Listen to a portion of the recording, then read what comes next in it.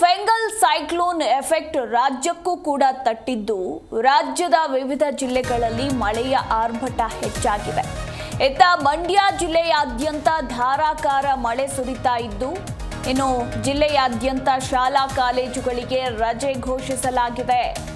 DC doctor Kumar ರಜೆಯನ್ನ ಘೋಷಿಸಿ ಆದೇಶವನ್ನ ಹೊರಡಿಸಿದ್ದಾರೆ.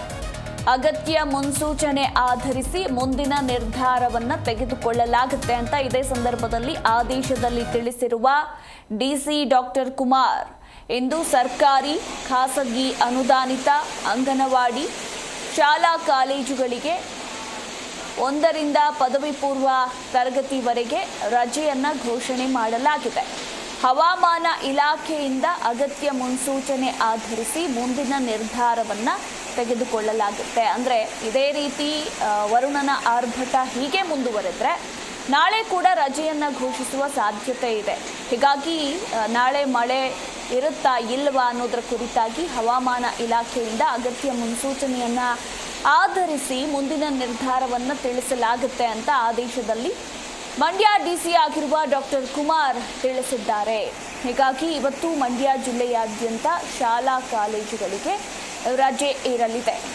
ಫೆಂಗಲ್ ಚಂಡಮಾರುತದ ಎಫೆಕ್ಟ್ ಹೆಚ್ಚಾಗಿ ತಮಿಳುನಾಡಿಗೆ ತಟ್ಟಿದ್ದು ಅಲ್ಲಿನ ಜನಜೀವನ ಅಸ್ತವ್ಯಸ್ತಗೊಂಡಿದೆ. ಇತ್ತ ಈಗ ಕರ್ನಾಟಕಕ್ಕೂ ಕೂಡ ಈ ಒಂದು ಸೈಕ್ಲೋನ್ ಎಫೆಕ್ಟ್ ತಟ್ಟಿದೆ.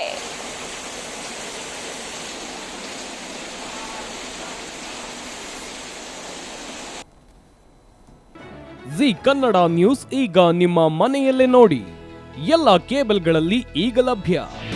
ನಿಮ್ಮ ನೆಚ್ಚಿನ ಜಿ ಕನ್ನಡ ನ್ಯೂಸ್ ಈಗ ಸನ್ ಡೈರೆಕ್ಟ್ ನಲ್ಲಿ number 292, Tata play number 1664, Jio TV number 1334, NXT digital number 30, in cable number 30, city networks 51, U digital number 162, GTPL number 17, Rockline telecommunications number 42, Shri Basaveshwara cable number 168, rural cable network 60, Vinayaka digital 57, Abhishek cable 821, city channel 53, Siddeshwara cable network 57, V4 digital Infotech 628, Surya digital networks 53, Gajanan digital number 836, Malnad infotech private limited number